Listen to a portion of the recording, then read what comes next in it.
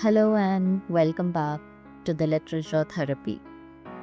I think teenagers get some of the worst advice of any age group. Not because adults are malicious, mostly because adults forget. We forget that being a teenager actually felt like. We remember the broad outline schools, exams, friendships, first relationships, the occasional regrettable haircut. But we forget the intensity. Everything feels permanent when you are 15. A bad day at 35 is a bad day. A bad day at 15 can feel like evidence that your entire life is collapsing. And before anyone rolls their eyes at teenage drama, I'd argue that adolescence is one of the most psychologically demanding periods of a person's life. You're trying to answer enormous questions with very little experience. Who am I? Where do I belong? What do other people think of me? What if they don't like me? What if they do? What kind of person am I becoming? Most adults are still working on these questions, by the way. Teenagers are simply expected to answer them while also passing exams. It's an unreasonable amount of work when you think about it. This is one reason I'm so interested in bibliotherapy for adolescents. Because literature can do something that advice often can't. Adults tend to give teenagers solutions. Literature gives them company. Those are different things. Think about the advice teenagers hear constantly. Be yourself, ignore peer pressure, believe in yourself, choose good friends. These are not bad ideas. They're also not particularly useful when you're 14 and your entire social world feels like a complicated diplomatic negotiation. Literature approaches the problem differently. A novel doesn't usually tell a teenager what to do. It shows them someone struggling with the same questions, and suddenly they're not the only person in the room. And that is important. More important than we sometimes realize. One of the things adolescence brings with it is a profound sense of isolation. Not always physical isolation, emotional isolation.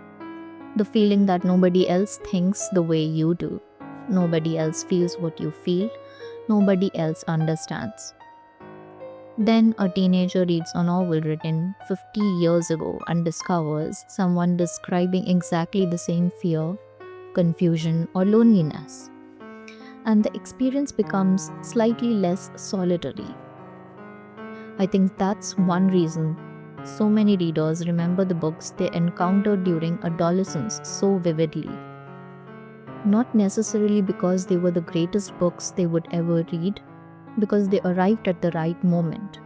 The right book at 16 can do more than the right book at 40. At 16, you're still building the architecture. The walls aren't finished yet. Everything is still under construction. I often think about a line from the novelist John Green, who once said that books belong to their readers. I think it is a simplified explanation of the reader response theory. And adolescence is perhaps when that becomes most obvious. Teenagers don't simply read books. They adopt them. They carry them around, underline them, code them in terrible notebooks, build entire personalities around them for 6 months, occasionally longer. Some of us are still carrying traces of those books decades later. The other thing literature offers teenagers is complexity. And adolescence desperately needs complexity. Teenagers are often spoken to as though life is simple. Make good choices, work hard, be kind, problem solved. Except life isn't simple. People aren't simple. Identity isn't simple. Friendships aren't simple. Growing up certainly isn't simple. Good literature acknowledges that.